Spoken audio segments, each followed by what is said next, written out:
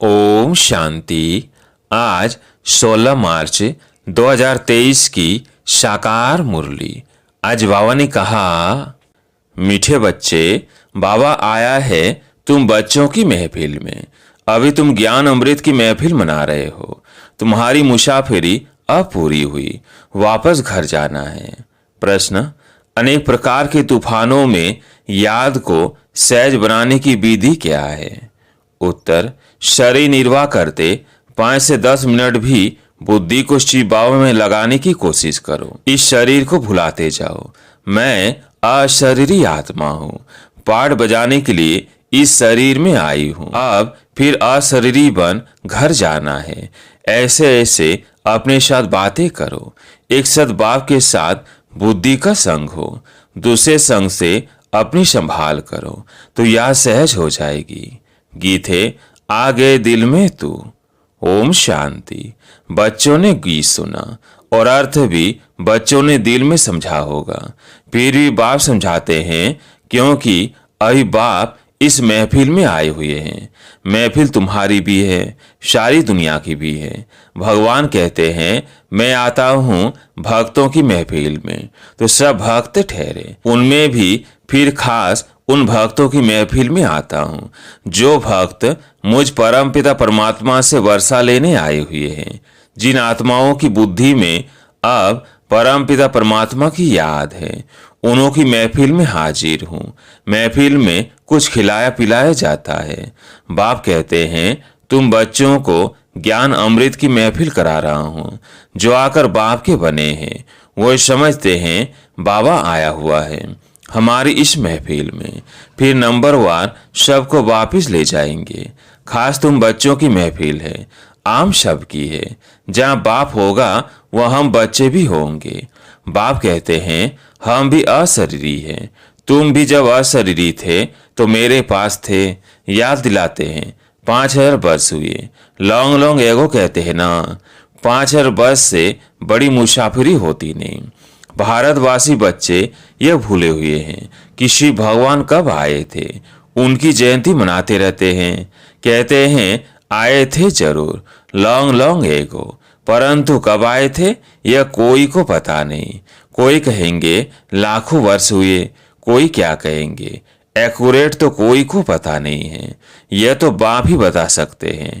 कहते हैं, बच्चे, 5000 वर्ष पहले भी हम तुम बच्चों के पास इस महफिल में आया था। दुनिया में शिव जयंती तो मनाते हैं। उसी दिन उनसे जाकर पूछो कि बताओ इनको कितने वर्ष हुए। गांधी की जयंती मनाएंगे तो झट बता देंगे कितने वर्ष हुए। शिव का कोई बता नहीं सकते, परंतु तुम बच्चे जानते हो। शिव को तो बहुत समय हुआ जबकि आया था, वह तो कुछ भी जानते नहीं।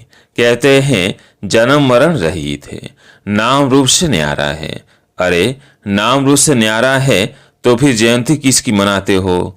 तो नाम रूप से न्यारा हो नहीं सकता। जरूर भारत में ही आया था, तब तो जयंती मनाते हो ना। फिर नाम रूप से न्यारा कैसे कहते हो?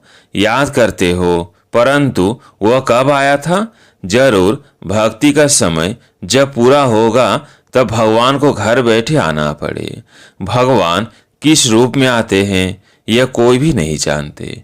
बड़ा चतुराई से कोई से पूछना है और फिर समझाना है। भगवान तो है निराकार, तुम उनकी पूजा करते हो। कहते हो, हे परमात्मा, हे भगवान। उनको कोई देवता नहीं कहेंगे। देवताएं हैं ब्रह्मा विष्णु शंकर। तो इन चित्रों पर भी समझाना पड़े। तुम शिव के मंदिर में जाएंगे तो उनसे पूछेंगे, यह कब आए थे, कैसे आए। निराकारी दुनिया से तो सब आते हैं। परमपिता परमात्मा को पतित पावन कहते हैं। तो क्या किया? पतित को पावन कैसे बनाया? जरूर साकार में आकर मुख से समझाया होगा, कोई शिक्षा दी होगी। ऐसे ही तो कोई कह न सके। जरूर मनुष्य तन में ही आएंगे।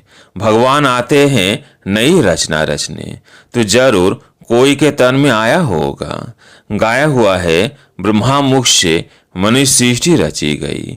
ब्राह्मण सृष्टि नाम नहीं लिखा हुआ है।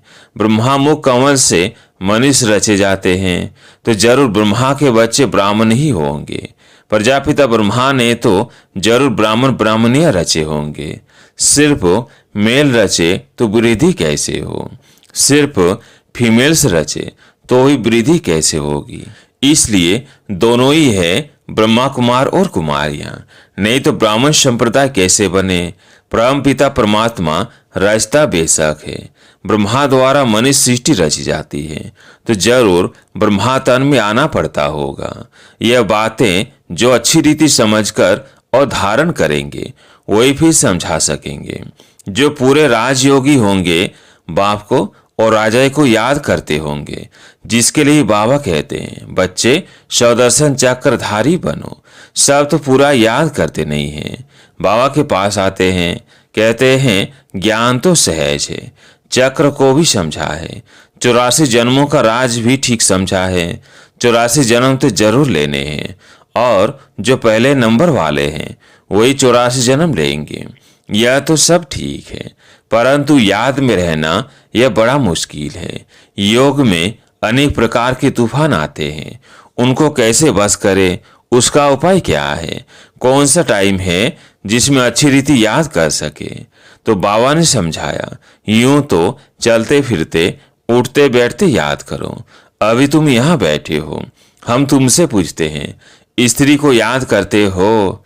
अब नाम स्त्री का सुना और झट बुद्धि भागी स्त्री के तरफ। बुद्धि का काम हो गया ना। वैसे ही तुम भल कोई भी काम शरीर निर्वाह अर्थ करो, परंतु शिव बाबा के पास बुद्धि लगाने की कोशिश करो। 5 मिनट 10 मिनट भी याद करो। हाँ, यह माया भी विघ्न जरूर डालेगी। तूफान बड़ी जोश से आएंगे डगमगाने के लिए, परंतु फिर भी तुम अपना पुरुषार्थ करते चलो। इस शरीर को भुलाना अथवा बाप की याद में रहना, बात एक ही है। अपने को आत्मा अशरीरी समझना पड़े।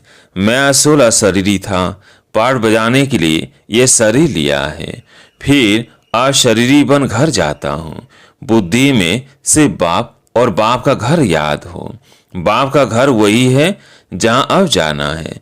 फिर यह बुद्धि में है कि बाप की प्रॉपर्टी है सतयुग, तो एक बाप की याद से वह भी याद आएगी। भक्ति मार्ग अथवा ज्ञान मार्ग में बुद्धि तो और तरफ जाती है। कन्या की सगाई हो जाती है तो फिर एक दो की याद रहती है। भक्ति में कोई बैठेंगे तो भी माया विघ्न डालती है। बुद्धि धंधे आदि तरफ चली जाएगी।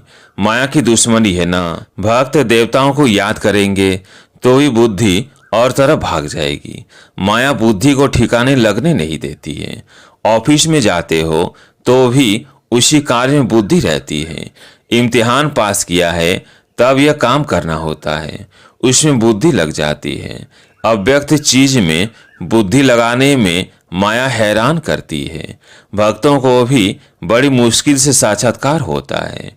जब बहुत तीव्र भक्ति करते हैं तब बाप खुश होते हैं।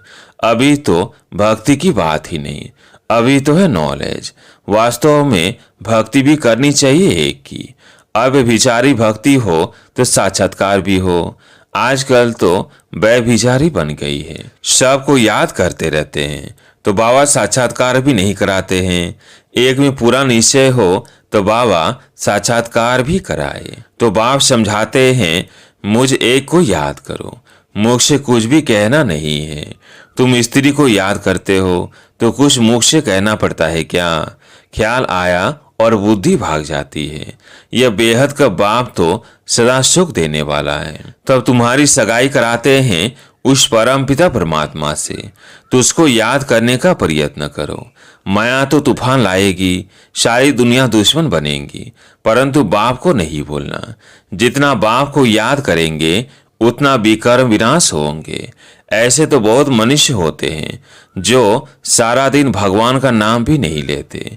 बहुत खराब संग होता है, इसलिए गाया जाता है संग तारे कुसंग बोरे। सत परम पिता परमात्मा का संग ही पति से पावन बनाएगा। अभी तो सारी दुनिया पतित है, उनको संग चाहिए पतित पावन का, तो जरूर उनको यह साकार माना पड़े ना। सत है ही एक। सत की महफिल में तुम बैठे हो। जानते हो हम आत्माओं का संग अपरम पिता परमात्मा के साथ है। बाप कहते हैं मेरी याद से ही तुम्हारे विकर्म विनाश होंगे। अच्छा संग होगा तो मुरली सुनेंगे।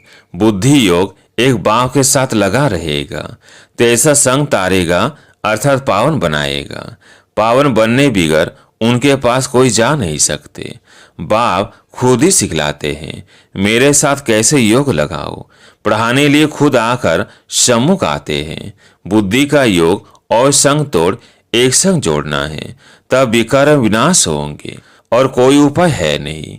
पावन दुनिया है स्वर्ग, वहां के सुख अपार है। ऐसे नहीं वहां भी दुख है, दैत्य है। वहां तो दुख का नाम निशान नहीं रहता, सो भी 21 जन्मों के लिए। बाप तो यहाँ आकर पढ़ाते हैं। भगवानुवाच हम तुमको राजाओं का राजा बनाने सहज राजयोग सिखाता हूँ। मनुष्यों की बुद्धि में तो श्री कृष्ण का ही चित्र आ जाता है। तुम्हारी बुद्धि में है कि हमको पढ़ाने वाला शिव बाबा है, जो ही ज्ञान का सागर है। वही तुम बच्चों को नॉलेज दे रहे हैं। यह स्वदर्शन चक्रधारी त्रिकालदर्शी बनना। त्रिकालदर्शी माना तीनों कालों को जानना, सृष्टि के आदि मध्य अंत को और तीनों लोगों को जानना। मूल वतन, सूक्ष्म वतन, स्थूल वतन को भी तुम जानते हो। तुम्हारे में भी नंबरवार पुरुषार्थ अनुसार जानते हैं। बाकी इसमें तकलीफ कोई नहीं है। शरीर निर्वाह भी करना है। ऐसे नहीं कहा जाता कि कन्या को भी शरीर निर्वाह अर्थ माथा मारना है। कन्या को पति के पास रहना है। शरीर निर्वाह पति को करना है। कन्या को भी अपने पैरों पर खड़ा रहना है। एक कहानी है ना, एक कन्या ने बाप को कहा मैं अपना नसीब खाती हूँ, तो तुम कन्याएं भी अपना पुरुषार्थ कर रही हो। जितना पढ़ेंगे श्रीमत पर चलेंगे तो 21 जन्म राज्य करेंगे। कन्याओं का काम है पढ़ना और ससुर घर जाना। तुमको भी विष्णुपुरी स्वर्ग में भेजा जाता है। जितना पढ़ेंगे उतना ऊंच पद पाएंगे। वह तो ऐसे ही हर एक कहानी सुनाते हैं। सच्ची सच्ची बात यहाँ की है। बाप खुद बैठ उनका रहस्य सुनाते हैं। तुम सब कन्याएं हो। अधर कन्या भी अपना जीवन बना रही है। बाप ऐसे कर्म सिखलाते हैं जो कभी दुखी व विधवा नहीं होना पड़ेगा, परंतु विरलाई कोई ऊंची तकदीर बनाते हैं। कोई तो बनाते बनाते फिर आश्चर्य भागंती हो ऐसे बाप को फारकती दे देते हैं, डाइवर्स भी दे देते हैं। क्योंकि शिव बाबा बाप भी है तो पतियों का पति भी है। ऐसे बाप को बच्चे फारकती दे देते हैं, तकदीर को लकी लगा देते हैं। सजनी है तो भी डाइवर्स देने से कौड़ी तुल्य बन पड़ेगी। यह भी गाया हुआ है आश्चर्य डाइवर्स देवंती फारकती देवंती। जिस बाप से एक ही जन्म का राज्य भाग्य मिलता है उनको भी फारकती दे देते हैं। कोई तो आकर बाप का बनेंगे, कोई कोई फिर महामूर्ख भी बनेंगे जो फारकती भी देंगे, डाइवर्स भी देंगे। चलन से ही मालूम पड़ जाता है। विकार में जाते रहते, फिर छिप छिप कर बैठ जाते, फिर लिख भेजते कि बाबा भूल हो गई, क्षमा करो। अब 100 गुना दंड तो चढ़ गया, वो कैसे कैंसिल हो सकता। सच बताने से आधा माफ भी हो जाए। इसलिए बाबा कहते हैं छिप कर कई विकार में नहीं जाना, न फैमिलिटी में ही आना है। क्रोध भी बहुत भारी भूत है, बहुतों को दुख देते हैं। बाप को 5 विकारों का दान दे फिर वापस ले तो पद भी भ्रष्ट हो जाएगा। अच्छा, मीठे मीठे सिकिलधे बच्चों प्रति माता पिता बाप दादा का याद प्यार और गुड मॉर्निंग। रूहानी बाप की रूहानी बच्चों को नमस्ते। हम रूहानी बच्चों की रूहानी बाप दादा को याद प्यार गुड मॉर्निंग नमस्ते नमस्ते। धारणा के लिए मुख्य सार। पहला पॉइंट, अपनी उच्च तकदीर बनाने के लिए विकर विनाश करने का पुरुषार्थ करना है। पढ़ाई पर पूरा ध्यान देना है। दूसरा पॉइंट, कुसंग से अपनी संभाल करनी है।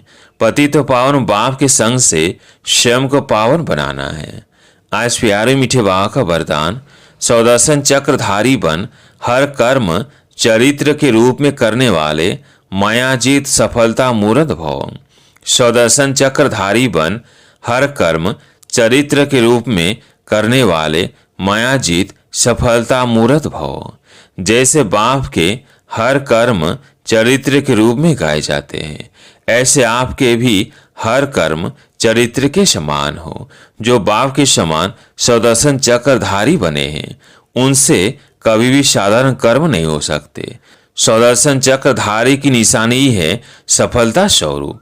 जो भी काज करेंगे उसमें सफलता समाई हुई होगी। सुदर्शन चक्रधारी मायाजित होने के कारण सफलता मूर्त होंगे, और जो सफलता मूर्त है वो हर कदम में पद्मापदम पति है। स्लोगन है, खुशी की समर्थ संकल्पों की रचना करो तो तन मन से सदा खुश रहेंगे। खुशी के समर्थ संकल्पों की रचना करो तो तन मन से सदा खुश रहेंगे। अच्छा, ओम शांति।